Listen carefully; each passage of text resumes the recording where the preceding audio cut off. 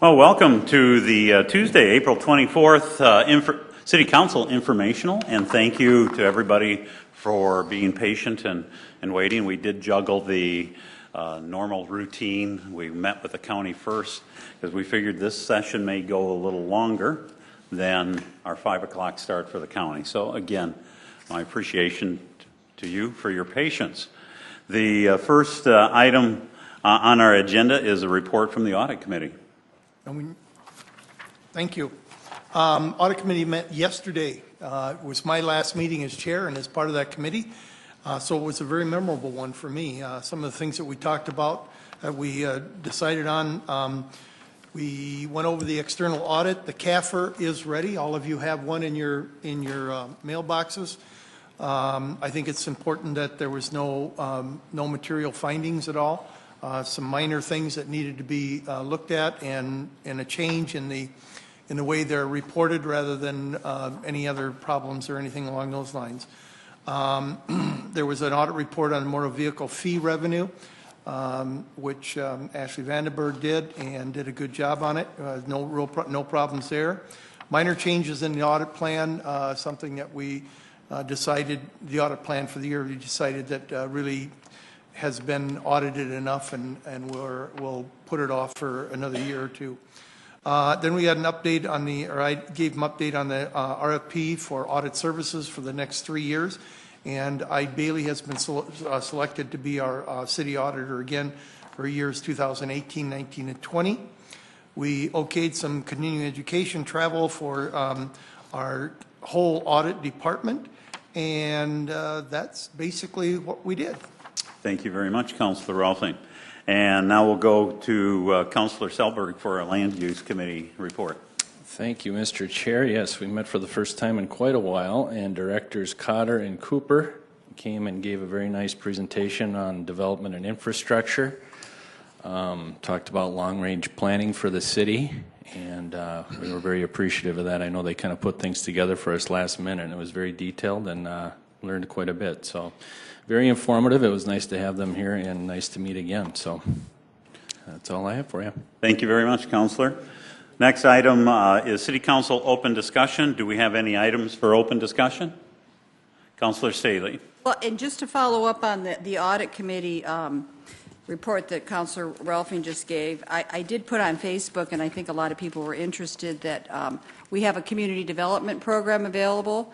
And right now, I think we've got $19 million that has, that my understanding is that's what has already been lent out.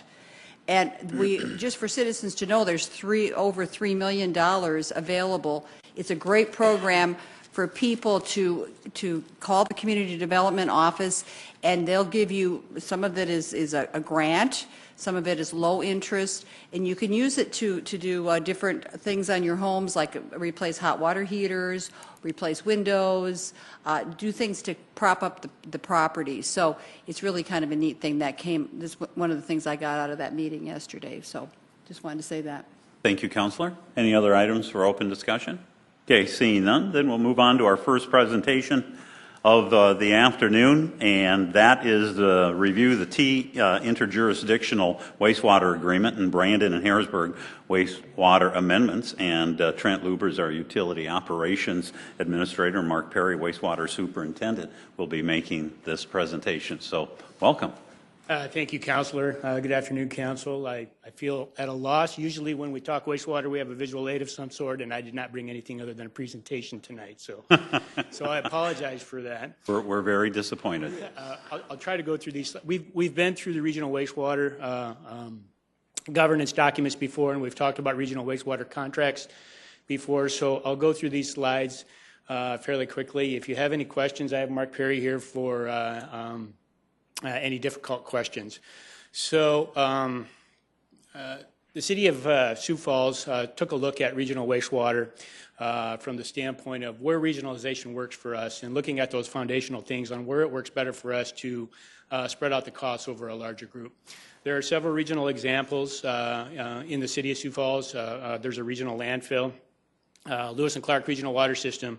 and the library. It reduces redundant services where necessary. It also provides communities that are looking at building wastewater as they grow with a Plan B. So in 2011 through 2013, we engaged a national consultant to develop a regional wastewater philosophy or a governance policy for us. And all the communities, this is generally a 10-mile radius within the city of Sioux Falls, and all the communities in this area were engaged to see what their future wastewater needs were as we developed our plan. And if you look at this map, there's some magenta lines on here, and there's some future lines and pump stations. And really what this map represents is the backbone of the regional wastewater system.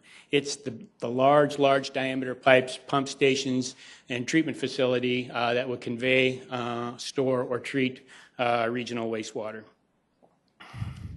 So after we completed our regional wastewater governance document, and we brought those items in front of City Council to develop a cost for capacity and a cost for the operational cost for regional customers, the City of T really started to take a look at their growth plan, and they did a wastewater master plan. They started that in 2014.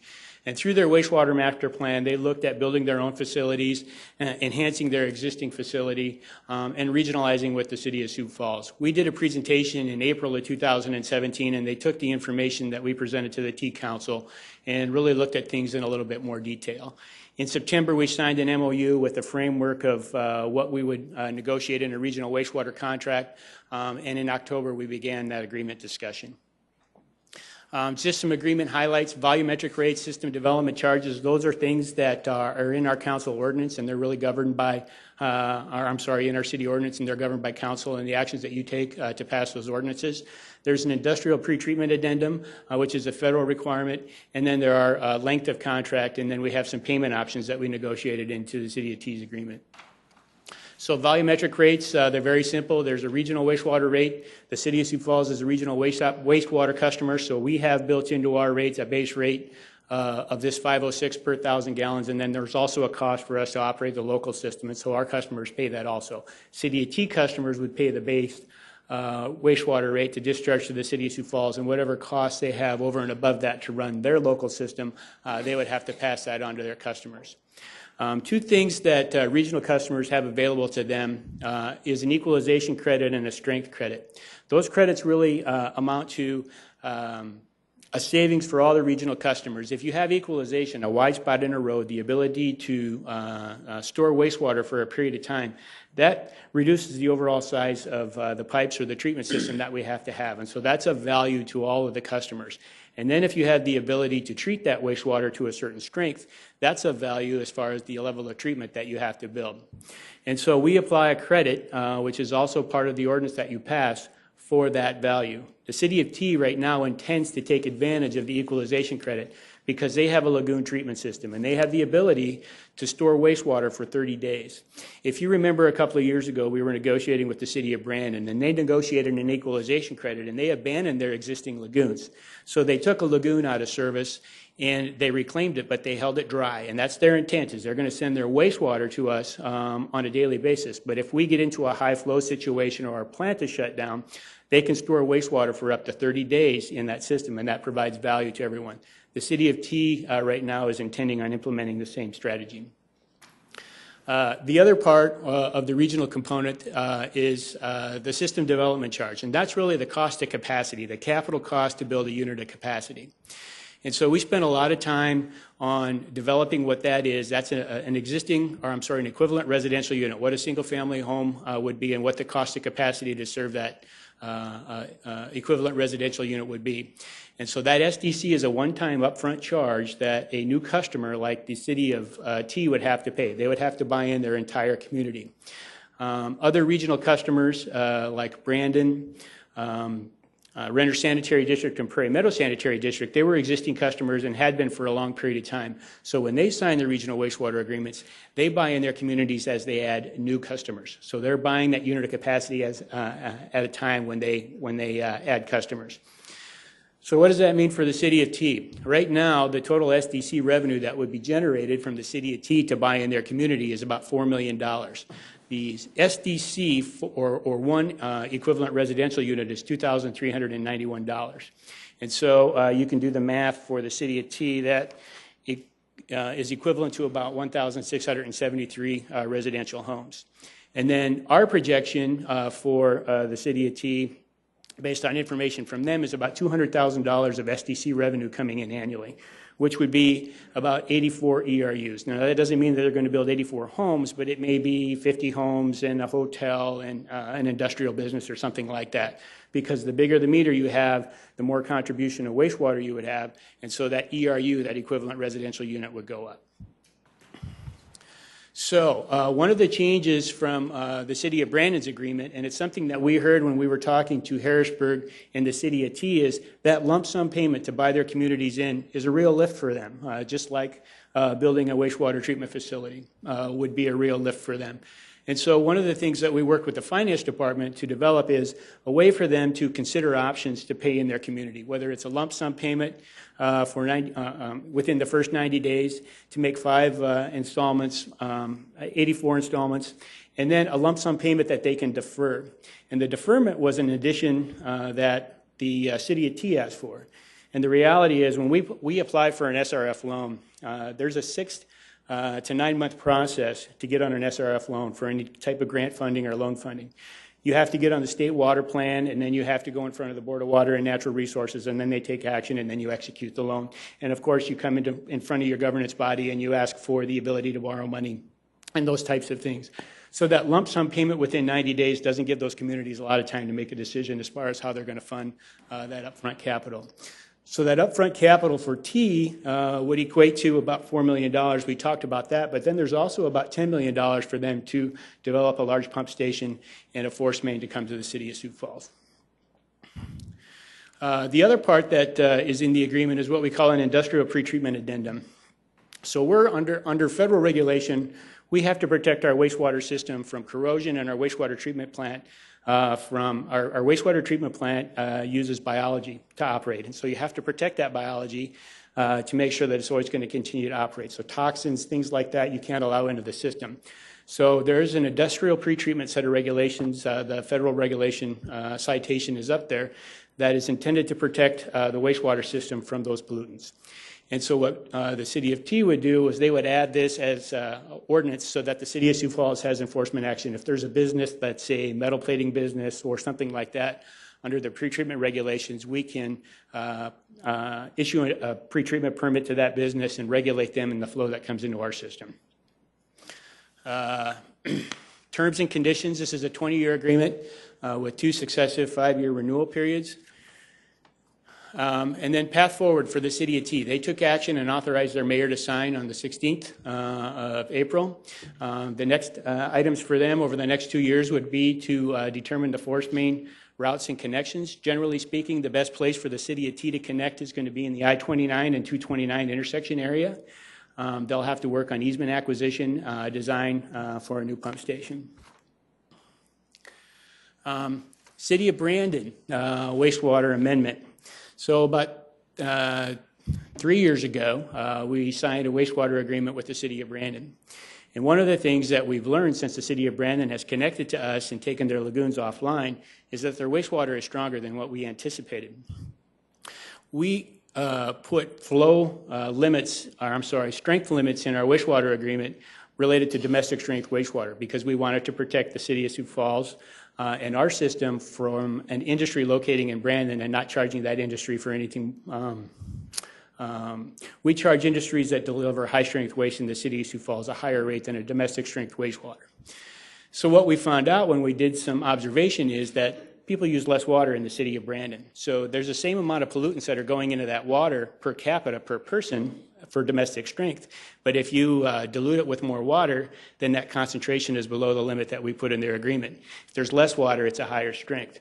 So the issue that we had is to protect the wastewater system is we put in a surcharge. So if you were over that domestic strength limit, which we have in our ordinance at 220 milligrams per liter, then you would go into a surcharge rate. So what we're going to do with the City of Brandon's agreement is we're going to amend the table that we put for flow strengths and limits to a poundage-based limit.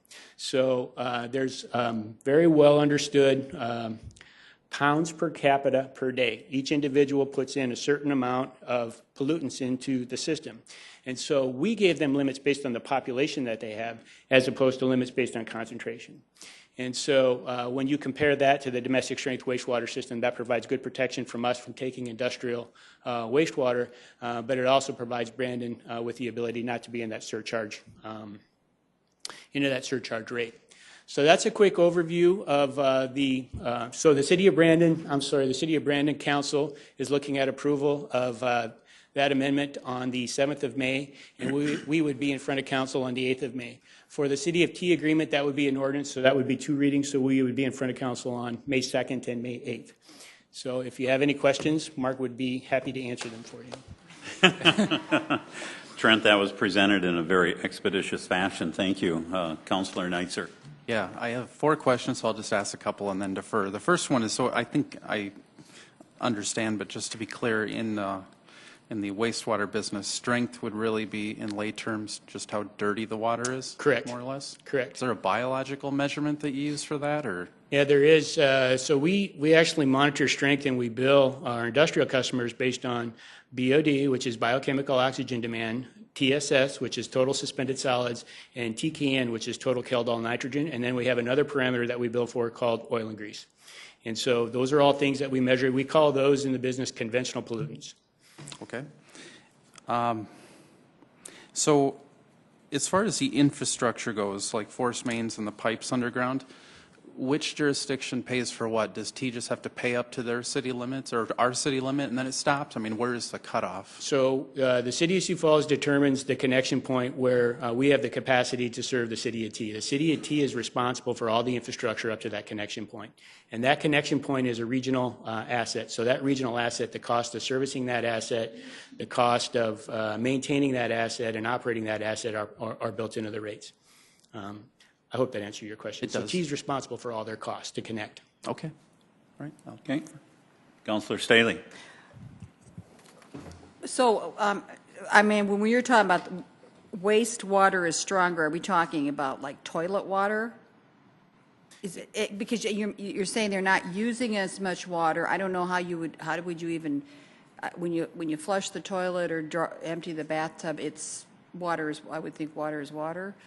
Right. So there's a lot of things that can contribute to the strength of wastewater. One of them is just the amount of water that you use. Right. So if you're a newer community, so the City of Sioux Falls has lots of older homes, and though we've done a really good job with our water conservation program of retrofitting toilets in town. Really old toilets used to use 7.5 gallons per flush. Not so long ago, they used to use 5 gallons per flush. Some of them now are using less than a gallon. So when you have a new community that's built out, like the City of Brandon or the City of Harrisburg, they use a lot less water when they flush their toilets. That really makes sense. Oh, then, was just wondering, this is just a sewer question. When people have these detention ponds, or some communities have that, do some communities just let that leach into the soil? I mean, do they always have to pump it out and treat it, or is it sometimes it's just left to? It's a great question. There are 2 different ways. They're called treatment lagoons or stabilization ponds, and there's 2 different. There are 2 different schemes. One of them are called evaporation lagoons. So you build a really, really big pond that services your community, and you count on a certain amount of evaporation to happen. And then over the course of a long period of time, there are solids that build up in the bottom, and they have to clean that out, maybe 20 years or 30 years into the operation of that facility. There are also stabilization ponds that work just like our system, that from the beginning of the stabilization pond to the end, it may be 90 days. What they do biologically in 90 days in those ponds, we do in 18 hours at our wastewater treatment facility. But it's a biological system, and it works the same way. It cultivates the same types of biology that we cultivate in tanks and move things through really quickly. They take 90 days to do. And those types of ponds actually do discharge to the environment. The City of T right now has a discharge permit. I think they discharge quarterly. They're a quarterly discharger, and they discharge to, is it Beaver Creek, Mark? 9 Mile Creek. So they actually are discharging. 9 Mile Creek ends up in Lake Alvin, and so that's also a concern that it's clean wastewater, it's fully treated wastewater, but you've heard us talk during the master plan about nutrient removal.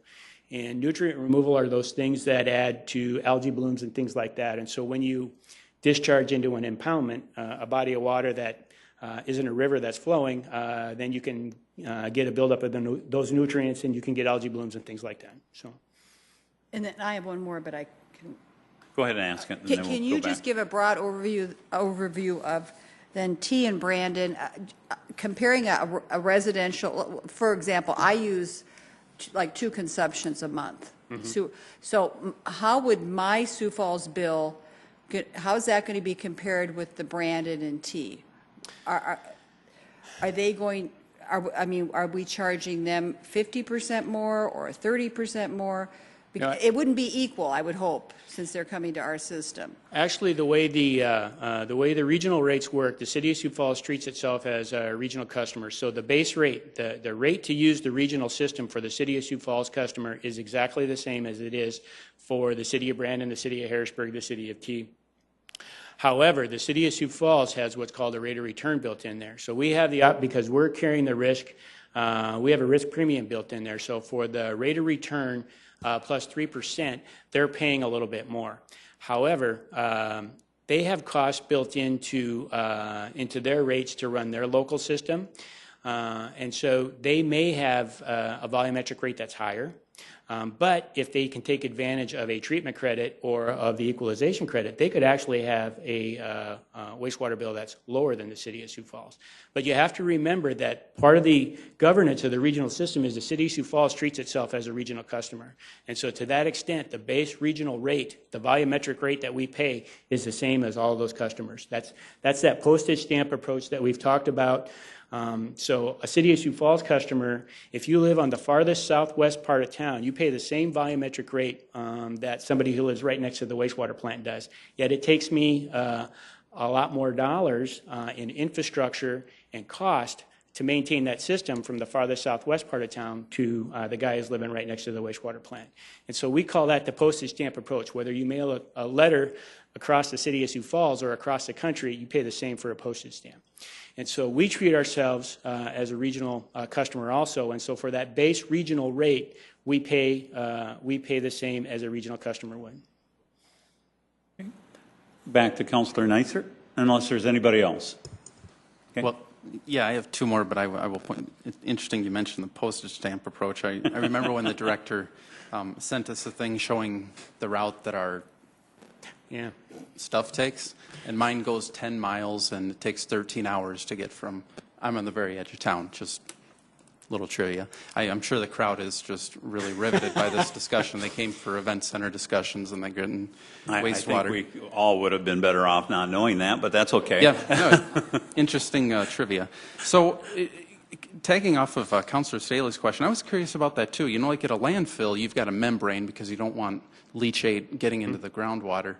Do you have any sort of a membrane when they're doing this holding area in the ground, or is that not? So typically, the way they're constructed, so there's a set of standards by the state engineer as far as how these need to be constructed, and they're, South Dakota has lots of clay, right? And clay is very impervious; it holds water, and so they use in situ clay or an appropriate clay to construct the bottom of that. But there is an appropriate, when you calculate an evaporation pond, there is actually a seepage rate that you can calculate for water seeping out through the bottom of that pond. There's a certain amount of leakage that's allowable. And it's really no different than if you have a septic system. If you live on an acreage and you have a septic system, you're sending that through some level of treatment, and then it's going through a leachate field, and that's leaching back into the environment. Okay. And then the last question is, as part of our agreements, do we require them to codify and enforce certain standards like illicit discharge and things like that? Correct. Part of that is the industrial pretreatment ordinance, and then they also have to adopt an ordinance similar to ours related to extraneous flow. So roof drains, sump pumps, those types of things, they can't allow those to come into the system. And really, there's a disincentive for them to do that because there's a meter at the end of the pipe, right? So if they're going to allow 30% of their wastewater flow to be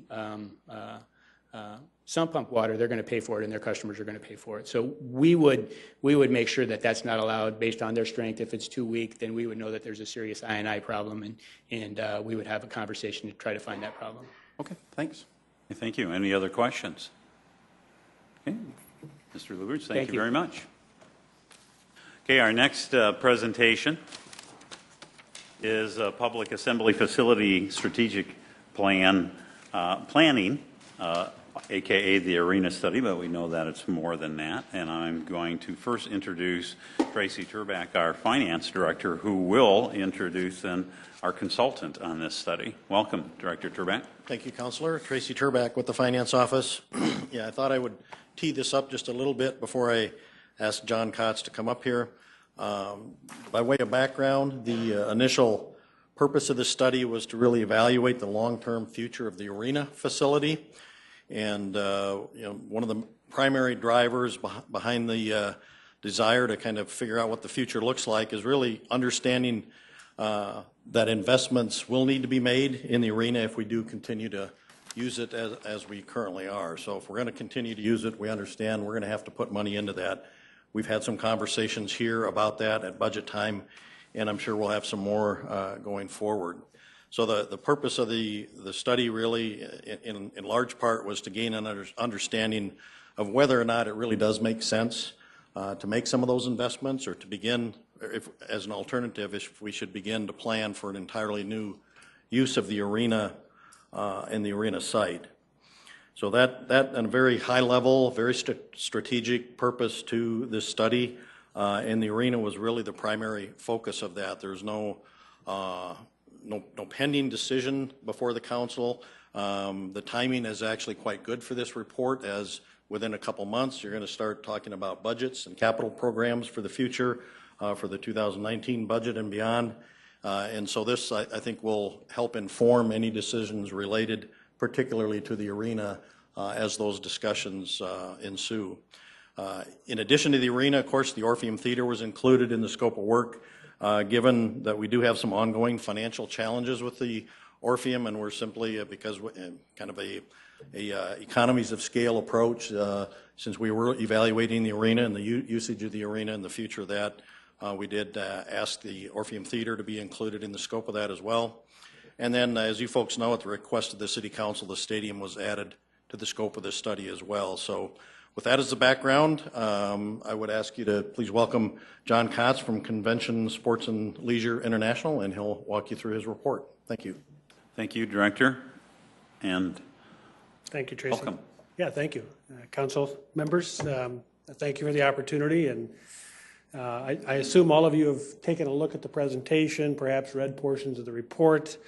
As you can tell, it's fairly thorough, a lot of information, and I've got 30 minutes to run through it, so I'm gonna hit the high points. And John, could you introduce yourself and who you represent too, John please? Kotz, Convention, Sports and Leisure International out of Minneapolis. Thank you. So I think a good place to start, even though this is an event center study, convention, entertainment facility study, might be with the recognition when we look at the local market analysis that we're not conducting this study in a static environment. There is a lot going on, and there's a lot been going on in the community in terms of economic development. You can see the airport investment all the way down to a new surgical hospital and everything in between. And the reason we spend a little bit of time looking at this is a recognition that when we talk about economic development in any community, we look at commercial development, we look at residential development, and we look at the visitor base. And if you don't have the commercial development and the robust and growing population, you don't have enough support for the restaurants and the other amenities that will feed the ability to generate concerts, non-local conventions, and trade shows. So we do a diagnostic and a review of everything that's happening in the community to see, have we flatlined? You know, is there any development actually taking place that would convince us we can grow our market share? And indeed, as you know, there's a lot going on, which was wonderful to see. And beyond just economic development in general, there's also a lot going on in the hospitality industry. A new hotel out by the arena site, the new hotel at the airport, investment in existing hotels, Levitt at the Falls, the ag experience, et cetera, et cetera. So there's a lot going on in the hospitality industry as well. So that sets the stage for us as we start looking at this, saying, okay, you know, we're optimistic. You know, there's a potential for going to the next level in the convention and sports and entertainment industry. So where are we at today in terms of venues? This slide on the upper left simply presents the existing venues. Obviously, we know the Sioux Falls Arena, I think, was built in 1961. all the way up to the Sanford Premier Center in 2014. We kind of span multiple generations in terms of our arena development. And then in terms of size and capacity, I like this slide because what it does is shows all of the smaller theater and entertainment venues on the left. You can see at the top is the Premier Center. Premier Center can host events that maybe are up to 12,000 attendees, and they're able to go down to about 4,000. Once you get below that, it's just too big a venue to host them. And the other smaller venues can go to maybe 1,800, 2,000. So there's that 2,000 to 4,000 seat capacity that we're saying, who's going to do that but for the arena in terms of seating? And maybe we need to look at that.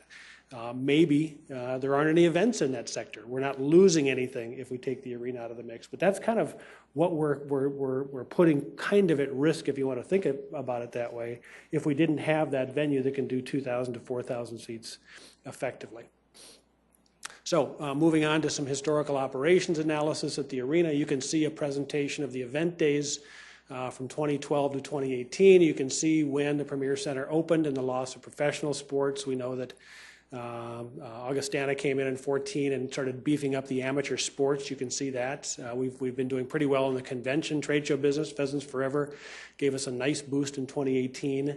And since 2015, a general increase in the usage of the arena year over year. So we're not a failing business, so to speak, when I look at the arena in terms of the events that are going in there and the amount of business. I look at it on a calendar basis. You can see we do a lot of business in the arena in the first quarter. That's a lot of the consumer shows and other events, and we drop down during the summer. We're roughly we've gone from about an 18% occupancy if our denominator is 365 days and our numerator is how many days we sell. About an 18% occupancy to about a 26% occupancy. And in the world of sports arenas, primarily those that don't have a primary tenant, you get to about a 33% occupancy and you're pretty full. We're selling weekend dates, obviously. It's hard to sell a Wednesday or a Tuesday for an event in some cases. And if we've grown from 18 to 26, we're starting to get closer to what I'd consider a full or mature building. So that's another diagnostic we're using to say the arena, again, is not a failed business at this point. Switching gears to the convention center, and Tracy mentioned, I think did a good job of setting this up. Why do we care about the convention center if we're looking at the future of the arena? Well, the arena site could be considered, and we've considered this. In fact, I did the original feasibility work that led to the construction of the convention center in the first place. We've always considered the arena as a potential land bank for future expansion of the convention center. And if our research suggested that the convention center has to be expanded because the demand is so plentiful and it has to be expanded in the very near term, that could be an impetus for reinventing the arena site. So we did want to study the convention center. And here is a profile of its occupancy in the exhibit space on a monthly basis over the past 3 years. And what you see, if you look at this, you can see it jumps out at you is the consistency of the pattern. There isn't a lot of change month to month, year to year. Month to month there's change, but not year to year.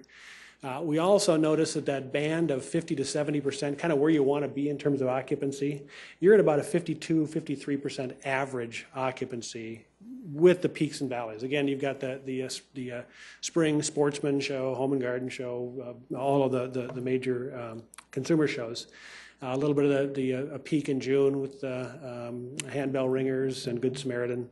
But overall, a 52, 53% occupancy in the exhibit hall, which doesn't scream, I need to expand. If we were closer to that 70% consistently, I'd say we're getting to this point where we're turning away business, and I don't see that at this stage. So another diagnostic tool we use to say, convention center is successful. We're within the threshold we want to be in terms of occupancy, but we haven't pushed it to the extreme limit. Shifting gears again a little bit, looking at the comparable and competitive facility landscape.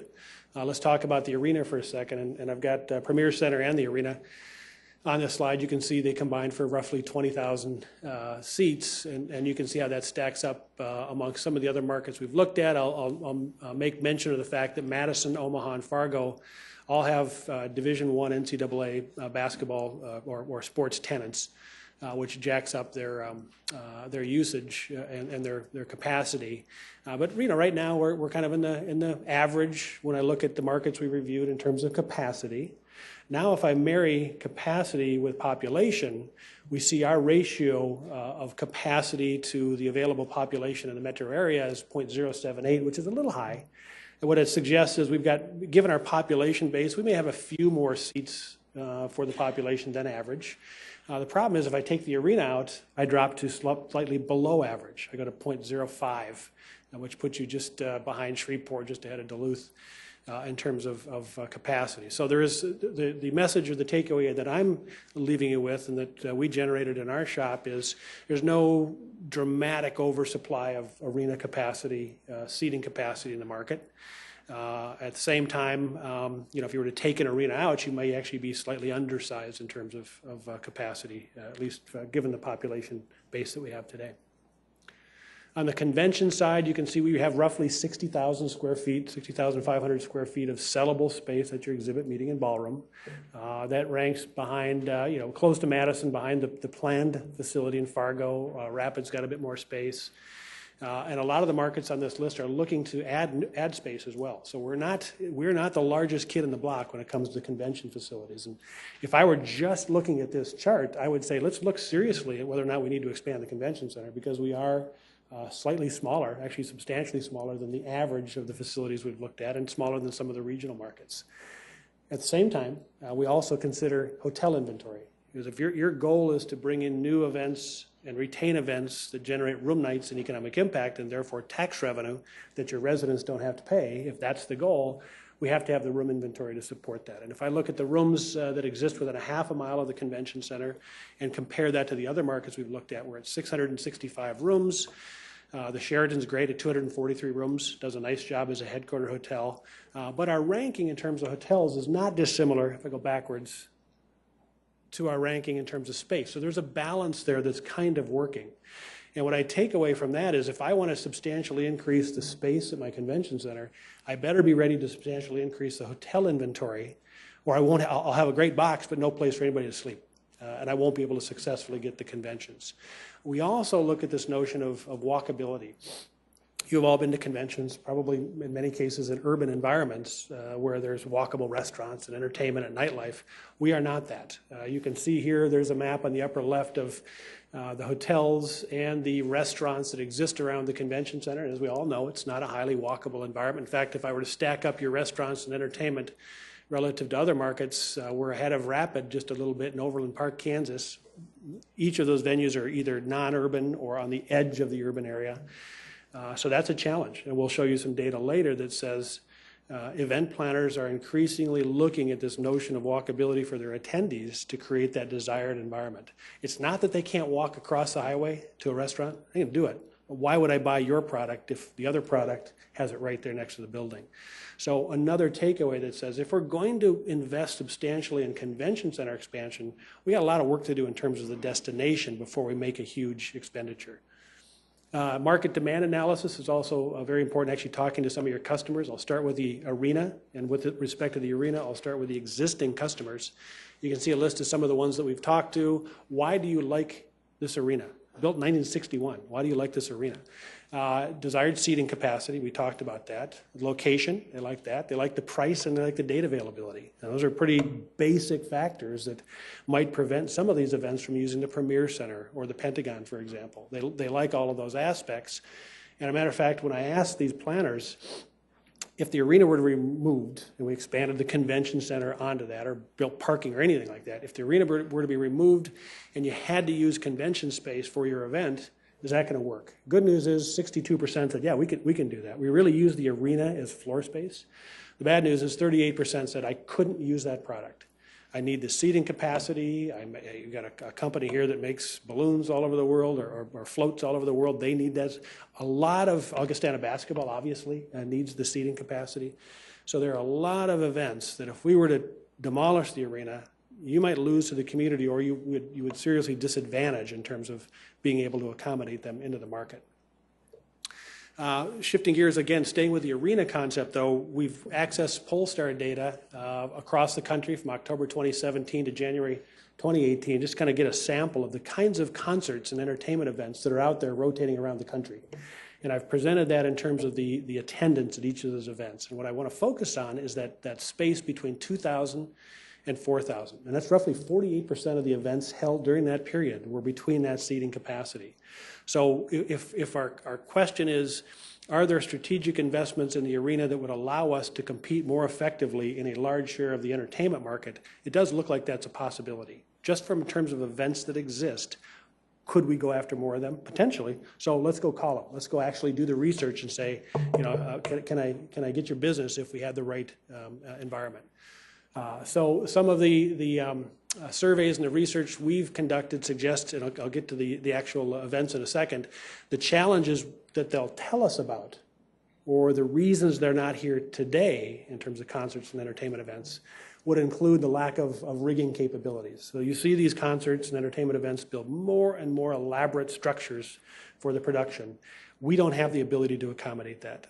Curtaining systems, they may want a half house. We got 7,000, 8,000 seats in that place. If I want a 3,000 seat venue, I can't curtain it effectively and make that more intimate environment. There's back of house issues that you all know better than I do in terms of restrooms, concession areas, locker rooms, that are very problematic. Space for the performers and for the attendees.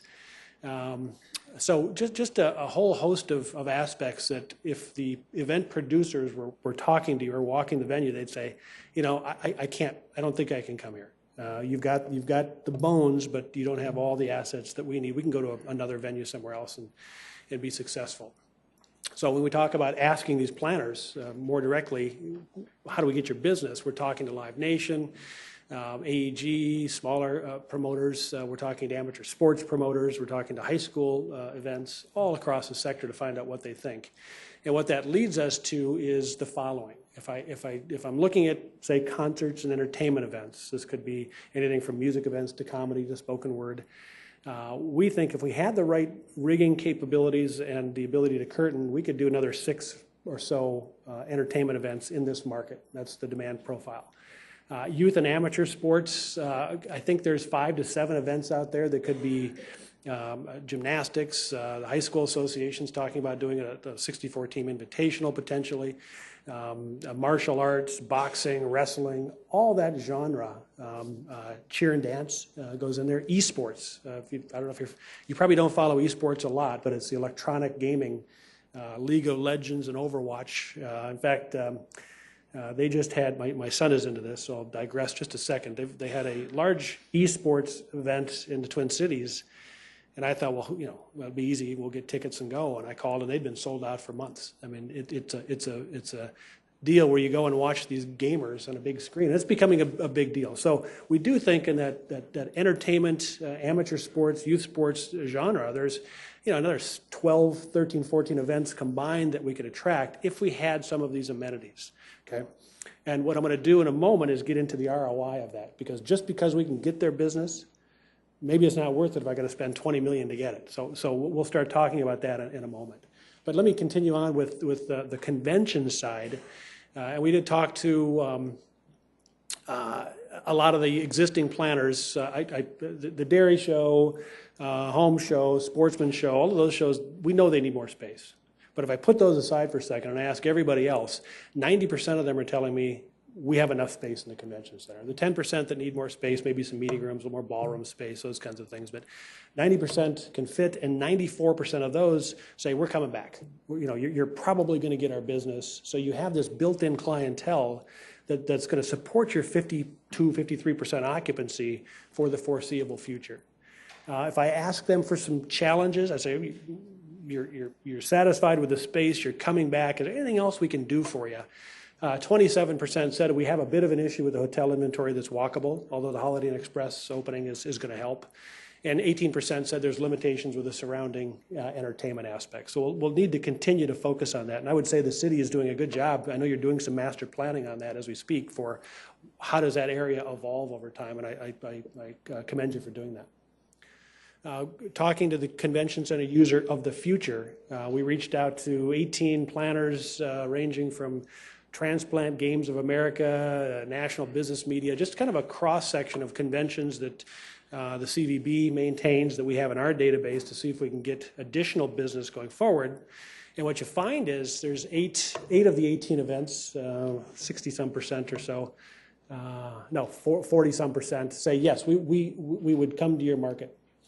And guess what? They can fit. From a sizing standpoint, that share of the market can actually fit and are interested in coming to Sioux Falls. There's a smaller segment, events 9, 10, and 11, that would love to come, but their space needs are way bigger than we'll ever accommodate. And there's a section of events that we just can't get. They're just not interested, and we're not going to go after that market. So if I look at those 8 events, that 40-some% of the market that we think we got a shot at, we asked the question that I knew the answer before we asked it. How important is the walkable area around the destination, that urban environment? And 64% said it's highly important or critical. If you don't have it, don't even come knocking. So it's another message to us that says, if I want to put it all together, on the convention side, we have a good book of business. We're hitting 50+% occupancy. Our customers are happy. They want to come back. There's some elements we need to work on, but it's by and large, it's solid. To go to the next level, to say we're going to double the size of our convention center, which some markets do, we're going to have to invest in the hotel situation and the walkable environment. So we have some time before we need to really think about a sizable expansion of the convention center. If I go over to the arena is aging. We know that there are some serious problems with it that are preventing you from going to a higher level of event activity. The good news is you have moved up from 18% to 26% occupancy. So I commend management and the city staff that are working with them to get there. And there's a base of customers that would like to do more business there if we had certain features that we'll talk about in a minute. So that's kind of where we left the whole market demand analysis. We move from there into what do we do? So where do we go from here? I won't go through this. Those are some of the options. But basically, from an arena standpoint, we talked about this. The ceiling grid, the curtaining, create flexible seating with that curtaining, replace some of the seating, either the retractable seating or the fixed seating, or both. Fixed seating upstairs is original to the building. Improve the loading dock areas was a request, although we find that's very challenging. We may have to solve that through operational issues that management is using now. And then the whole host of other issues, from aesthetics to the concession areas to the restrooms, lobbies. It's just, somebody mentioned, had a good comment. I didn't write it down exactly. I think it's in a report that says, you're standing outside, you see the Premier Center, it's a beautiful day, you walk in and you're literally going through a time warp back to 1960. 61, 62, when you walk into that building. And that's quaint, but it has problems with respect to some of the quality and creature comforts that we offer. So those are some of the investments that we think, if we wanted to go to the next level, we could do. Economically, I talked about the 6 new concerts and the 6 new amateur sporting events, maybe some other general sessions, other events, esports, whatever it might be. Working with the staff, we kind of came up with a net revenue profile and came up to about $280,000 in profit a year if I were to attract those events. That's a conservative number. Some of the guys at the staff were telling me the numbers could be a little bit higher on a per event basis, but I think that's a good planning number. If I amortize that $280,000 over a 10-year period, that could generate $2.4 million. So if I put in $280,000 a year, I'd bond against that, for example. If I wanted to bond against $280,000 a year, I'm about $2.4 million. Over a 10-year period. So if that's kind of our benchmark that says, if I put $2.4 million into the building, I'm getting every penny back. I'm neutral, okay? And that's a conservative estimate. $2.4 million might allow you to invest $1 million in a rigging grid, $650,000 to fix the retractable seating, and $761,000 to invest in the improvements to concessions, restrooms, and other areas. Now, these are not estimates. They're budgets. One of the next steps that you would have to undertake in order to actually move forward in a project like this is to retain the architects and the engineers to say, what can we do? I always hold out hope that there's people in the world way more brilliant than I am that could come up with solutions to this that may be cost effective. Maybe we don't need to spend $2 million on rigging. Maybe we can do it for a smaller price. Maybe we don't even need $1 million for rigging. It's a question that I think needs to be addressed, but our target of $2.4 million at a minimum, that would kind of be where we'd go, is a good budget for you to say, I'll get that money back. And it's conservative. If we wanted to go to the high-end budget, because we all know when you start a project and you scope it out, hire the architects, hire the engineers, and you go to the contractors to bid it, it usually doesn't go down. And we all know that. So we've set a high-end budget as well of $5.2 million. Somewhere in that range is probably where we will end up. And as a consultant, I can again say if I'm looking to justify the expenditure, I can do the 2.4 pure dollars and cents. Anything over that is what we do for the residents of the community to create a greater quality of life. There's value in that as well. So it's a decision that you'll all have to make as to where do we want to spend the money, how much do we want to spend, but I can commit to you that at a minimum 2.4 is economically sound, and the rest would be quality of life amenities. So that's the arena. On the convention center side, again, you got a nice convention center. I love it. I mean, it's beautifully designed. The hotel package, at least the headquarter hotel, works well. You're doing some investment now in terms of lighting, carpeting, things like that to improve it. There's a couple things that we see in the industry. There's this notion of open space learning. When I go to a convention center, I was just in Fort Wayne, Indiana last week, and in their lobby, they actually have furniture in workstation areas. They've lowered the lighting system down. They've got power everywhere, wireless. So what you find are the attendees, usually the millennials, are sitting in a corner solving the world's problems with their iDevice. That's a real thing. So I think there are some elements of food service and open space learning that we would do just to stay current. You need to do this anyway, but there's no real heavy lift with respect to the convention center, other than the capital improvements that you're already investing in. So, job well done, and just continue on that track. So that's it for the notion of the arena and how the convention center folds into that. Maybe I'll move quickly through the stadium and the arena, or the theater. We can go to questions. So Sioux Falls Stadium, you can see this is not turnstile attendance, this is reported attendance. So it doesn't mean there's that many bodies in the stadium, but they report this. And you can see we hit a high of 3,357 in 2013. We've dropped off to 2,316 in 2017, probably a function of a team that's struggling, we all know that. And a function of the fact that the fan experience relative to other stadiums around the country is not up to par. It is an older stadium. As a matter of fact, it was built in 1964. We did some renovation in 1999, but really even 1999, if we built it in 1999, it's still one of the oldest stadiums in the market. The only one older is the Wichita Wingnuts Stadium, and they're looking to build a brand new stadium as we speak. Our 2,316 attendance, again, that's kind of the low water mark, as a function of the population within 15 minutes is 1.6%, which is at the median. If I look at the attendance as a percentage of the population within 30 minutes, which is probably the primary market, we've got to bring in 1% of the population to hit our current attendance levels, which is pretty high. I mean, it tells me that even with a team that's struggling and a poor product in terms of the stadium, we're penetrating a pretty high percentage of the market. So there's interest in baseball within the community, which is a positive. Going forward, we have not done a substantial feasibility cost site analysis, but as I look at what's happening in markets around the country, and I see the success they've had, particularly in urban environments, when you blend what's happening in downtown in terms of restaurant, residential, entertainment development, we find these stadiums are great partners for that continued economic development. So if you were to reach a conclusion at some point in time that, we got $500,000 we're putting into it now, we have to, so it doesn't leak or fall apart, we'll do that, but we're not going to put in 4, 8, 10, 15 million to keep it alive. If you make that decision and you want to build a new one, I would look at a downtown location as something that offers more synergy and could clear that site for other uses on the arena campus. So that's the stadium. On the theater, you've asked us to take a look at the current performance and operational approaches. I've got the attendance data and the utilization day data for the theater.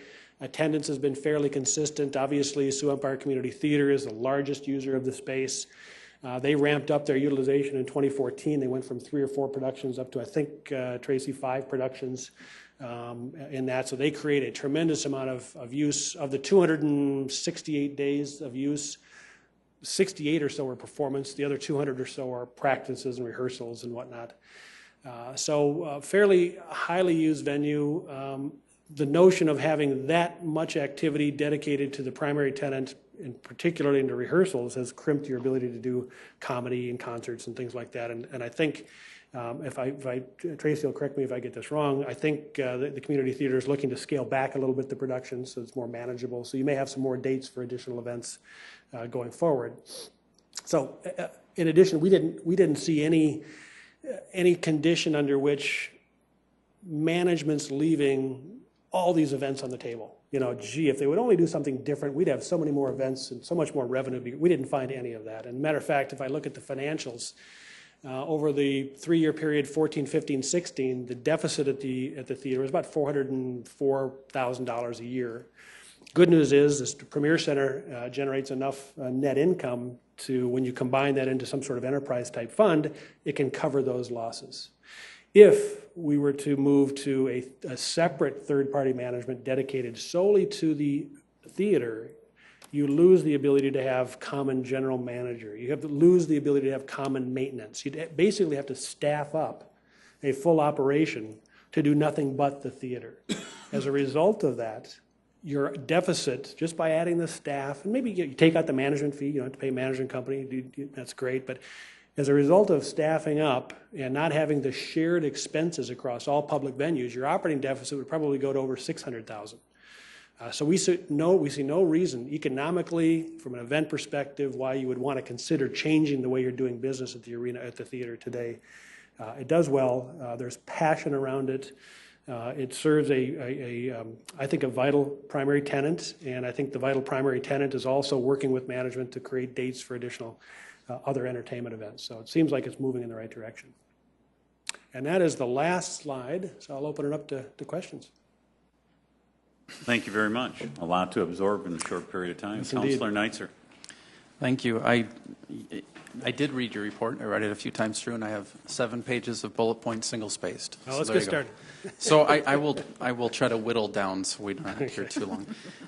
I did take a lot out of it. One of the interesting things was, as I think about it, and this isn't, I mean, we can go back to the downtown debate that we had years ago about the event center, but one of the big takeaways was, for it seemingly to me to make sense in making a major investment, a new venue of any sort, you've got to fix, number one, the walkability problem, and you got to get more restaurants and all of that stuff. As you had mentioned, I go to a convention, I'm downtown. Being walkable is very important, to walk from the hotel to the convention center and be able to go to a bar and all that stuff. And in 97 we built, I think it was 97, we built the convention center at $25 million, and then in 2014 we have the event center at $115 million. And for all practical purposes, nothing has happened in that area. And so I'm not, I don't see that we could make any major investment and just hope, the definition of insanity would be doing the same thing over and over and expecting a different result. So is there anything that you could see from a public perspective that could be done in that particular area where you could start to jumpstart development? Because we're going to need that to come first before I think we look at anything major. Yeah, no doubt about it. And I think our report kind of echoes a lot of that, saying we don't see a path towards a major investment in the near future, given some of the conditions you've talked about. There are some, call it $2-3 million of improvements to give you another 10 years that we think would be beneficial, but that's kind of where we top out, and the staff are really looking at that, and I think doing a good job of incorporating that into their future plans. In terms of destination building is really what we're talking about. That's a tough question. I mean, I know master planning work is going on. The city's looking at the kind of incentives perhaps we need to lure businesses into that area. There could be some infrastructure, roadway elements. There could be some landscaping, beautification challenges. We're doing a study now in Louisville, Kentucky, where they've got this massive, massive parking lot. They're building a 700,000 square feet of exhibit space, not 36. And they're facing the same problems. How do we create this walkable environment? And they're struggling with it. It's not an easy question. So you're doing the right thing, though. The planning work you're doing in terms of incentives and working with developers to find out what we can do to continue to slowly evolve it is right on target. Okay, thank you. And speaking of your local market analysis, I'm guessing your scope was just to look at public facilities. But from my perspective, what should I be thinking about in terms of, we also have private entities. For example, we have the district, which has a capacity of about 1,500, and it has quite a few concerts and other events. It's very dynamic and an enjoyable facility. So that does fill some of the gap of the lower end, but not 2,000 to 4,000 attendees for a concert. And you have the Ramcota Exhibit Hall, and that probably fits a couple thousand people, or I suppose. Probably a little even Well, maybe not that much, but yeah, it's, Okay, Yeah. 1,000, 2,000. I don't know exactly what it is. But, so you have other venues that can fill in some of these gaps. How much should we be looking at private facilities? Obviously, we don't control them, but they're open. yeah, I would say in terms of the arena side, you kind of saw on one of the slides that I'll call it clutter. There was a lot of facilities in that 300 to 1,800 seat, and the private venues would fit into that clutter. It'd be another one of those multiple venues. And you got the Premier Center. What you don't have, as you mentioned, is that 1,800 to 4,000. That's still a gap that I don't think anything in the private sector fills that. You got a Levitt Pavilion that could do some outdoor events, but in terms of an indoor environment that a lot of promoters like, there's really nothing to fill that. Okay, and last thing, and then I'll defer. As far as the stadium goes, you listed a number of things that other markets do, as far as concerts and some other things, but I don't know that I saw a lot that looked like there was a huge untapped market for us of things that we're missing out on that would be a lot of revenue generation necessarily. Is that No, that's fair? well said. I mean, we hoped we would find some. We kind of went in this thinking we're going to find a bunch of events that are going to generate a lot of revenue, and honestly, there really aren't a lot. You're doing the same kinds of things we see at many of the other outdoor stadiums in terms of concerts and food festivals and other events. So, well done in terms of continuing to maximize the use of what is really an outdated product. Okay, thanks. Okay, we'll move on to somebody else. Councilor Staley? In the perfect world, in a dream world, I want you to give us the 4 in a convention venue in that location. What are the 4 most popular businesses, retail businesses that would be located near that? When you say retail, you mean restaurants, entertainment? Anything, yes, that's going to make that more attractive. Right now, it's somewhat barren. Yeah. Yes, and I mean, we got mayoral candidates talking about injecting something going on there, and that the debate is, does the government make that happen, or does the private sector do it? So, but you know conventions all over, so if somebody coming for a convention and they want to be able to, let's say we have the walkability element, what would that, are we talking boutiques, are we talking footwear? Are we talking someplace to eat, or what do you find? Yeah, it's less the traditional retail, and it's really more the restaurants, nightlife, clubs, those kinds of things. Because you're going to a convention, you're there with some customers of yours, you're at the trade show booth. You want to go to a steakhouse. You want to go to a seafood place. That's where you're going. I mean, we want to take 6 different versions of Minerva's and put it all around the convention center, and you really have something.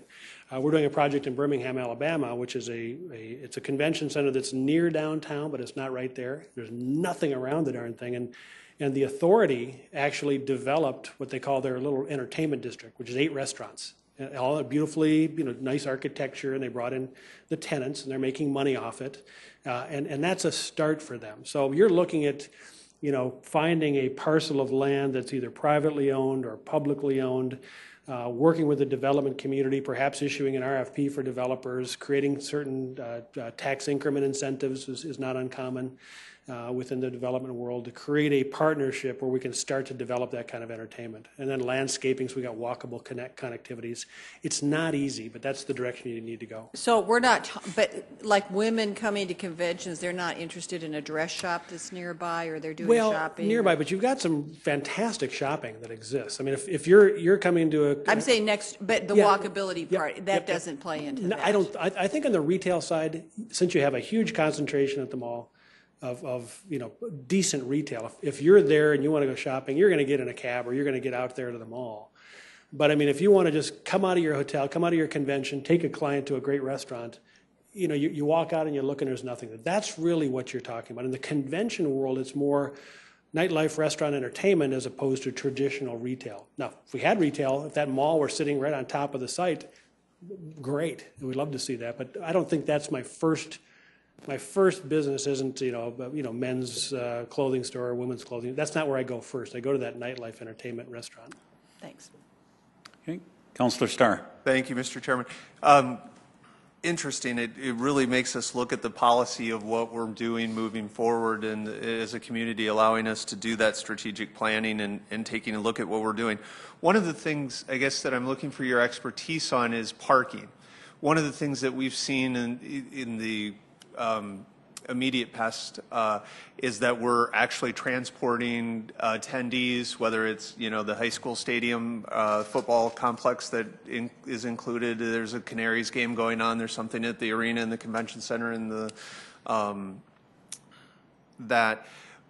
How far would a typical attendee be willing to be bused? Whereas we use public facilities downtown versus the fairgrounds and things, it seems like that we're keeping people on the edge of town at close to the interstate so that they can do that. Is there a standard of I'd be willing to park and ride for 5 minutes or 3 minutes, or how close does that parking have to be? And then kind of as a follow-up, did you really look at if we used all the facilities at the same time, is there enough parking? Yeah.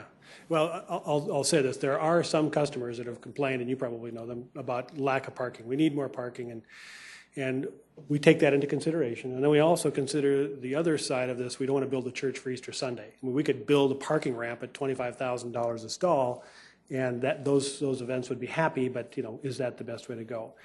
When we look at parking, I look at it from a different situation for a different customer. If Terry's looking to bring in, at the CVB, looking to bring in a convention that's non-local, and she says to them, here are my 9 hotels, and we can get a shuttle bus to take your attendees to create 500 rooms in a room block, that's hard to sell. Because any of these other cities are saying, why would you do that? I got 500 hotel rooms that you can walk to, you know, within 3 blocks. So for the convention attendee, shuttling just doesn't work effectively, unless you're, you know, like Pheasants Forever and you're all over the place. That can work, but by and large, it doesn't work. For concert attendees, and I'm not sure if you guys did this for Garth or not, but I was in Grand Rapids, Michigan, and they had 8 or 9 dates, and you know, they had a great shuttling system, bringing in the Garth fans. You know, a 15, 10-minute shuttle ride was perfect. They loved it. And they loved it because they didn't have to park on site and try to take an hour to get out. They actually got out faster by the shuttling. So for entertainment events, I think the shuttling concept can work. For situations where you're inviting guests into the community to attend a convention here, they have a lot of other options that provide a better mousetrap. Good. And in just a separate direction, one of the things when we're looking at the stadium, would you say that you're overall, in a perfect world, that would be used for that space could be better used for that walkability in a hotel? Yeah, that's a possibility. Parking. Yep. That would make more sense. And yeah, you know, you're in some sense, you know, you're land rich. You got a lot of dirt around there. In the other sense, you need it for parking. So do we envision a situation where we do a development deal where there is some structured parking that involves a hotel development and then a small entertainment complex? You know, imagine that. It has great highway visibility. It's in a great location. We see businesses sprouting up around it. You got the airport. It's you know, doing great. I mentioned that very first slide in terms of economic growth. If I didn't see economic growth, I'd be like, don't even think about it. But with the growth that's taking place, that day could come where a public-private partnership along those lines could be very viable. And that's kind of once I start seeing that, and I see that interest, then I start thinking, okay, we need to reinvent the future of the complex. We just don't need to reinvent it today until we start seeing that. So then the short-term investments in the stadium make sense. I mean, where's that used car? I keep using the used car type of analogy that I put a water pump in and I do the brakes and I still have an old car. Yeah. Where is that point? Is that $2.5 million that budget number that you suggested in the report? Is it you know, something that can happen faster that as we do, you know, if that goes to another location is, you know, it becomes a public-private partnership as well, and that's how we've done other facilities in town, whether it's our ice facilities, our tennis facilities, that the user group has to participate in paying for it as much as, you know, before the city comes on board. We did, I think, a great job with our ice complex where the private groups that were using it came up with money first before, and they had to reach some thresholds, and then we hit the next numbers, and then they still had to do additional fundraising and things. So yeah, no, you got it. That investment that you talked about in the report is something that we probably still have to do before Yeah, we've talked with staff a little bit about this, and let me just paint a picture for you. If you've got the Canaries, and we're talking about naming rights, sponsorships, premium seating sales, and other revenue streams, other contributions that could be contributed, maybe some tax increment financing, whatever it is. If we thought we're starting to see a path to that kind of development in the next 5 to 7 years or whatever it is, you'd go back and look at what we're doing at the current stadium, and you'd say bare minimum. And again, talking to staff, maybe that's $500,000. We don't want water to seep in everywhere and just explode the place. So we need to at least do some tuck pointing. And there's some structural issues we need to deal with, and there's some roofing issues we need to deal with. So we got to do that. My understanding is that's roughly $500,000, and that's probably the right direction if the community felt, again, not long term, but 5, 6, 7 years, we're going to move in that direction, then I would minimize your investment in there. If you thought that's going to be our stadium and your successors will be sitting here in 15, 18 years, you're probably talking closer to the $2.5 million to keep it going, in perpetuity in effect. Thank you. Yeah. Okay, Councilor Rolfing. Thank you. This could take a long time because I love reading this. This was fantastic because I think it did, it said a number of things that I've said for a number of years here. Number one, when we talk about out at the arena area, I'm just going to say the area, we tried to build that up and make it into a walkable area and hasn't done it since 1960. I think I'm the only one who's around here when that arena was built, and I went to the first basketball game in it. And you be quiet. And so my feeling has always been that the convention center should be downtown. And I think you're almost screaming at us that's where it needs to go eventually or right away. And I think you're exactly right. I think we need to bite the bullet one of these days and build a convention center. And we just happen to have a piece of dirt, 10 acres, that we own that we could put a nice facility on, maybe in conjunction with the hotel, that would, and the other hotels down there would make a very, very nice walkable area that would give us a great convention site and allow Terry to go after some of the bigger conventions, some of the things that we don't get now because we don't have that. And there's just no reasonable way to get it figured out. And so I thank you for that. The other thing that I've wondered, I'm just going to throw this out at you. If we wouldn't do that, if we decided, this group or the city decided not to do that, to improve the facility out there for conventions, and keep a 2 to 4 or 5,000 seat arena, would it be possible to, if you know where the bottom area of the arena is now, could a floor be built there, allowing you to have 2 stories basically inside the arena, where you've still got a basketball, a concert venue of 2,000 to 5,000 people with the upper bowl seating, and then underneath you would have more flat floor space, number one. You'd have more situation where you have breakout rooms, which I know are in dire need out there, and that kind of thing. Is that a possibility that you thought of at all? We didn't consider it. It's interesting. It's not unprecedented. Detroit did something very similar with their arena, where they took it and they took a lot of the seats out and they bifurcated it, creating, in their case, some storage space below and a ballroom, in effect, on the upper level, with some seating. So I mean, it is doable. I would say, in the context of next steps that we talked about earlier, what can we do from an engineering perspective? What can we do with rigging and curtaining? That'd be a great question to have them take a look at. Is there a way to kind of create a bifurcated solution? And if you're going to do that, is there a way for us to reinvent the connection between the arena and the convention center? Because there is kind of that sore connection or sore throat there that makes it harder to do. So I would ask them to look at all that. I think that's very, very creative. Councilor Erickson. Thank you. So a couple different questions going a different way here and there. And just in full disclosure, I've not talked to Terry Torkelson about this. And so I know we as a council have brought this up a time or two, and I'm not saying, and I also have not talked to the Washington Pavilion. But as we talk about the Orpheum Theater, and looking at, is that the best fit for that facility to be under that management group, or should it be under a more arts and entertainment venue such as the Washington Pavilion? And I'm not saying they want it either. And I don't know if that's in your wheelhouse or not, if that's been something under the consideration. You know, and I'm not saying SMG's not doing a great job, because they are. I'm just trying to think of other ways to use that facility that really is within the Washington Pavilion's wheelhouse of that arts. Other ways to program it, yeah. Right, as far as the program. Yeah, I like the direction in the sense that we're not asking a brand-new entity to run it and absorb all the costs. The one thing we'll have to recognize is, given the fact that you've combined the arena, the Premier Center, the Convention Center, and the theater into one enterprise fund, in effect, right. We generate enough revenue from the others to pay for the $400,000+ loss at the theater.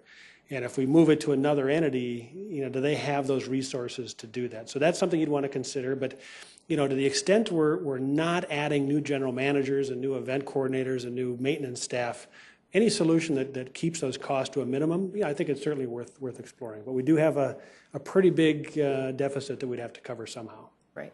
Then my other thing is as we talk about the walkability, I mean, that's something that we've all longed to have. But we're on very busy roads. I was at the Howard Wood track meet yesterday, and looking over, I mentioned to my husband, wow, there's the Holiday Inn. It's kind of cool. You can see it from where we're sitting, and there's the new restaurant. But he and I both looked at each other and said, I wouldn't walk even that far to go to a concert, because the roads are so busy. I mean, it's a really fast traffic. I mean, we'd probably just drive and probably park equal amount of distance, but feel like we're closer and whatever. But we talked about that as there's an event Thursday night. Gosh, that'd be great. Let's go have dinner there and then kind of zip over. How do we promote that walkability? How do we promote those roads not being so fast? How do we promote, there's a lot of office space. I mean, we have a counselor that has an office right over in that neck of the woods too. It's a lot of office space as well, and you can't force it. But I know we all long to have that walkability. And then we did have, another venue that was there for a short period of time that didn't make it, and that is sitting vacant as well. So what do you do for those challenges with that? I know there's a strategic plan going on, and we talked about the incentives, but what else can we do? Yeah, that's the million-dollar question. I mean, really, from the notion of entertainment development, particularly in non-urban areas, that's a hard one. So it's easy for us to say we want.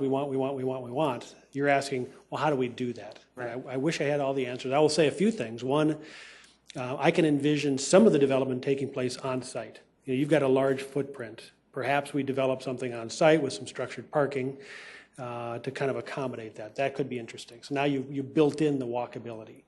I could envision, and the traffic guys hate this, but traffic calming or rerouting or just doing something with the traffic to say, we can't have that. I mean, if we want to grow the campus, we may have to reroute things or redo things and rethink how we do traffic in that area. I think you'd almost have to because we heard loud and clear from planners, they're not crossing those streets. I mean, you could go put 20 restaurants over there. First you got to cross a parking lot, which is not a great walk, and then it starts raining. And then you got to cross a busy street, and you got to come all the way back. So I think those, the fundamental planning priorities, if you wanted to lay them up before we start, would be, dealing with traffic, dealing with, creating on-site walkable entertainment amenities. You lay these objectives out there, and then you start trying to knock them out. And the good news is you're going through some of that right now. So. If I can ask one more follow-up too, if you could just talk a little bit, we've got amazing partnership with SMG, and their team does a great job of running our facilities in conjunction with the CVB and what they do for programming as well in that tight partnership. So my question is, if you could talk about the process of how you got to this report, what feedback or what conversations, or is this something that your organization just comes in and looks at and gives kind of how do I say this without, is it just kind of driven by your organization, or is it done in a more collaborative way of wants and needs, and how can we make this better for those people that we trust to be the experts of running our facilities for the city. No, it's a combination. So I'll kind of walk you through real briefly some of our process. We start to say we come to town, we spend 3 or 4 days meeting with the sales staff, the event coordination staff, the management staff, the Sheraton Hotel management. We meet with everybody that we think could influence the outcome of the study that have vital information for the process. So that takes the better part of a week with our team conducting interviews. We also then follow up with telephone interviews. We work with staff at the Bureau and the Center day upon day trying to collect the right kind of information, tell us about this customer base, tell us about that customer base, give us their email addresses so we can check independently what they think. So while there is a great collaboration with the people that know the market, we rely on them to get that background and information. Once we do that, then the ball's in our court. Now we start testing. They give us a theory or an opinion, we test. We call the customers. We don't let them tell us what the customers say. We actually reach out and call them. So it's a combination of working together with your local stakeholders, but then applying that independent verification and analysis that we've been doing for 30 years. So been a great process. Thank you. Yeah.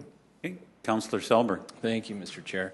Yeah, very interesting, impressive. It's a thorough study. Councillor Erickson's question is almost identical to what my question was from the angle of process. I mean, when you look at a report this detailed and everything that you have to put into it, I mean, what comes to mind for me is how much time and staff is used in something like that. How much combined experience is there with the group that worked on this? I mean, can you time it out? We have 400 years of experience total. We did 300 hours of study that we just kind of, I mean, it's a subject that encompasses a lot and it requires a lot of specialized knowledge. So that part is kind of intriguing to me, just what all goes into it as well. Yeah, I don't have the number of hours, but I'll kind of expand on that. I mean, you got the expert management at the center and SMG's resources. Obviously, you got the food and beverage caterer as well. We don't forget them. You got Terry Schmitz. She was at the Bureau. You were at the Bureau, right? When we did the original convention center study 1,000 years ago. So the base of knowledge that exists here is substantial, and they all put in their time. Going beyond that, though, we also talk to customers that produce conventions and concerts, and their expertise is probably thousands of years of working in this business, producing events, and we're asking for their free advice, their free consulting work, saying, what do you think? What can we do differently? What can we do to improve? Can we get your business? So the industry expertise, and we're just a small part of that, that goes into a study like this is immense. From all parties. Oh, I'll bet. And I'm sure it's probably here somewhere and I've missed it, but when did this start to finish to what you've got to? We're finishing now, and I probably started in September, October. Yeah. Okay. That time frame. Thank you. Interesting. Okay, before we start over again with Councillor Neitzer and then Councillor Staley, Councillor Urbanbach, do you have any questions or possible rebuttal? Or I just was reflecting on the fact that the 8 years of my city council term have come full circle now, and it's just somewhat irritating because there are 3 simple words here that we ignored a few years ago, and those 3 words are build it downtown. Build it downtown where it's walkable. Build it downtown where people can access all the things that are available. Don't build it out in the middle of the tundra.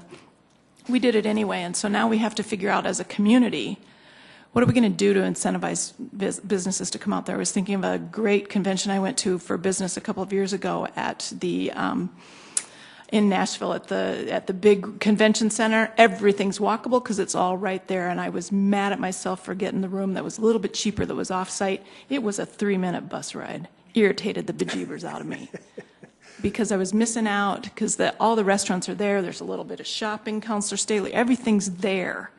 And so we got to figure this out as a community. We decided we want it out there. How do we incentivize that area to be, I mean, literally, do we just pick up some of those businesses and move them somewhere else so we can move in something that makes it more walkable, more usable? And honestly, Councillor Erickson, we voted not that long ago to make Russell Street just as fast as it can possibly be. We just improved that street so we can just zip right through there. So we did it to ourselves, folks. Now we've got the proof that here we are. We got to figure this out because we're going to struggle. Terry's team at CVB is going to struggle if they're going to compete with places like Kansas City, compete with places like Nashville, and present that as our that's the best we got, folks. I had a suspicion you had a comment. Thank you. We'll come back to Councilor Neitzert then, and then we'll go to Councilor Staley after that. I pretty much concur with everything except for the fact I wasn't on the council that Councilor Erpenbach said. You know, you have a road. I mean, Russell Street is a road. It's built for high capacity, high speed, 45 miles an hour, 8 lanes or so when you've got turn lanes factored in, and then you're surprised that nobody wants to walk. So unless, I guess, you know, maybe I'm not visionary enough, but to me, it seems like, you know, those who don't learn from history are doomed to repeat it. I would just say we ought to think about nursing along the buildings we do have, and then major investments looking elsewhere. I mean, what's there now is there now, but short of somebody coming up with $1 billion to buy up land and make huge renaissance changes, and I don't know that what kind of infusion is going to work, and we certainly don't. We're not like certain other states where you might have the state willing to put in a couple $100 million to build a stadium. It's going to be on us, you know. So enough preaching, I guess. So for the arena, do we have any idea what the life expectancy could be if we were to just make, you know, modest investments so we could, I mean... Yeah, we've generally adopted a 10-year time frame.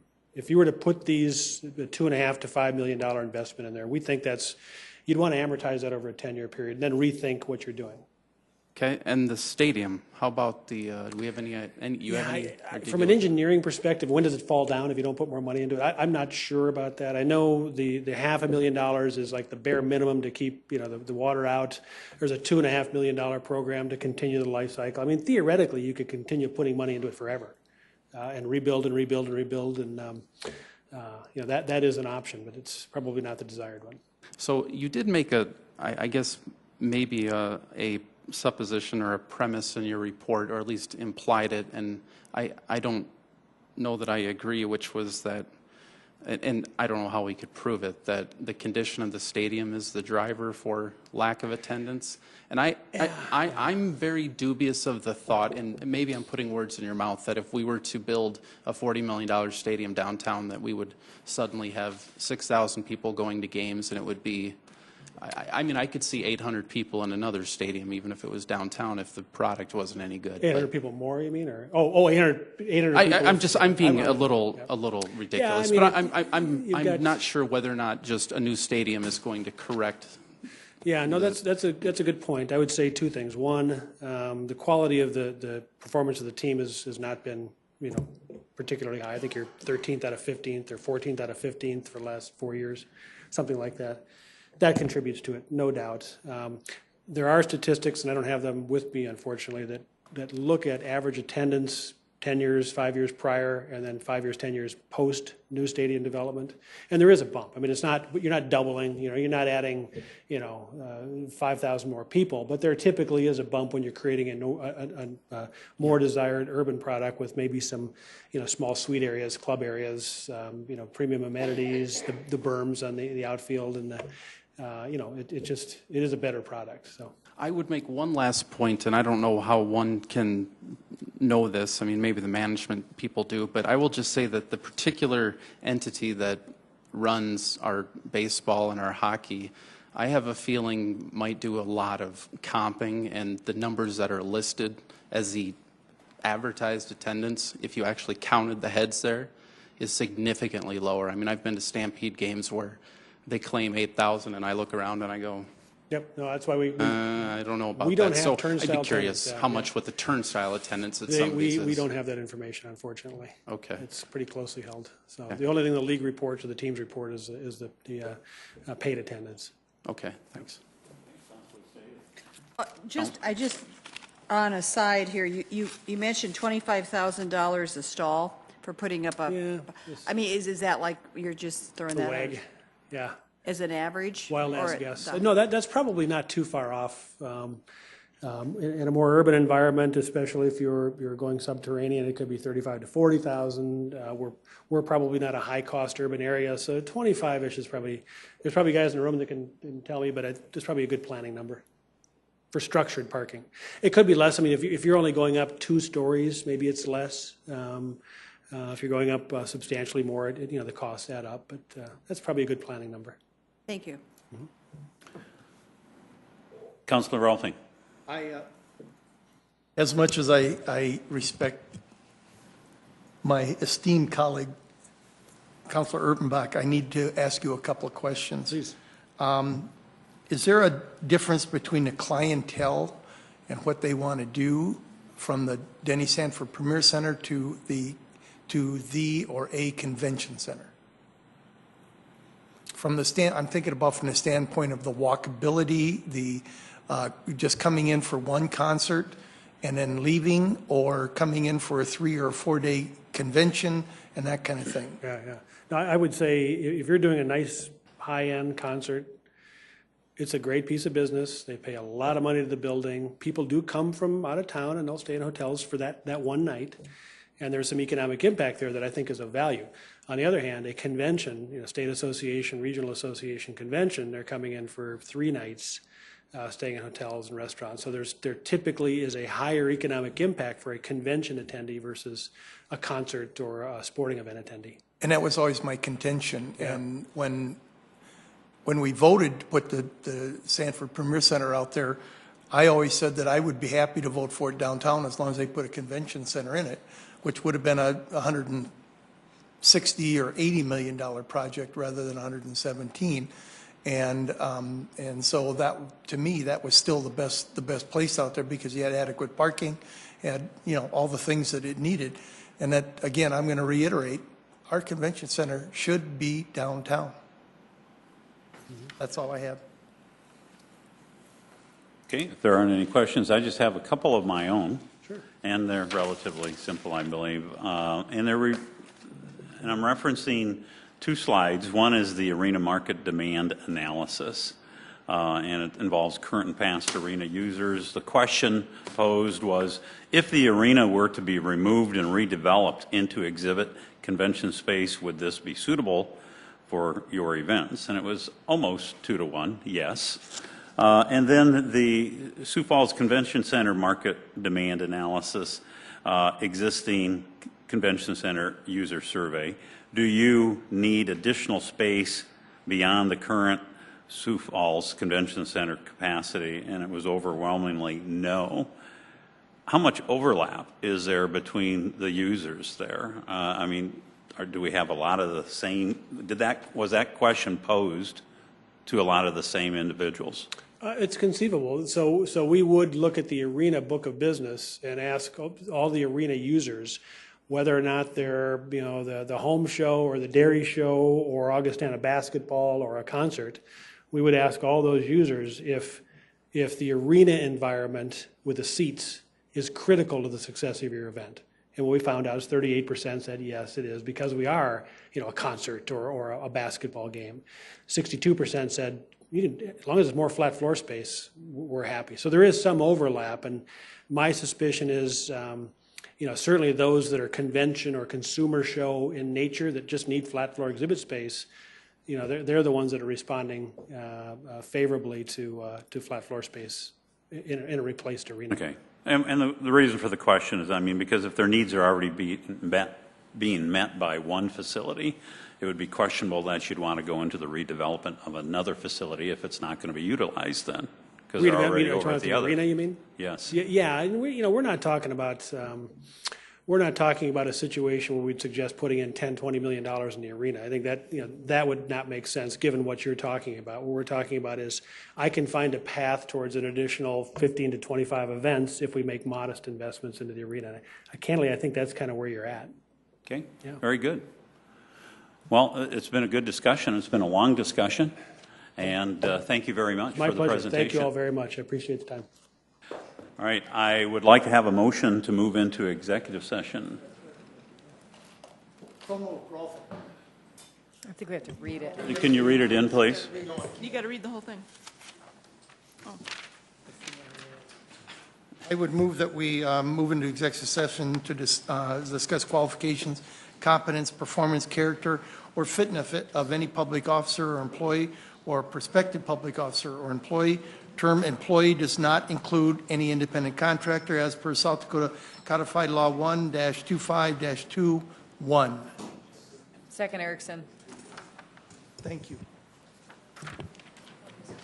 Okay, roll call vote, please, on the motion. Do we just have to aye, or do We just, let's just do a vote. Wait, Teresa, wait. Teresa, you Council- have to vote. Councilor Staley, voice vote. Council members Erickson, Yes. Erpenbach, Yes. Kylie, Yes. Nitzert, Yes. Rolfing, Yes. Selberg, Yes. Starr, Yes. Staley. Yes. Okay, yes, and people are already clearing, so if we could clear the space for our executive session, we will adjourn once the executive session has been completed.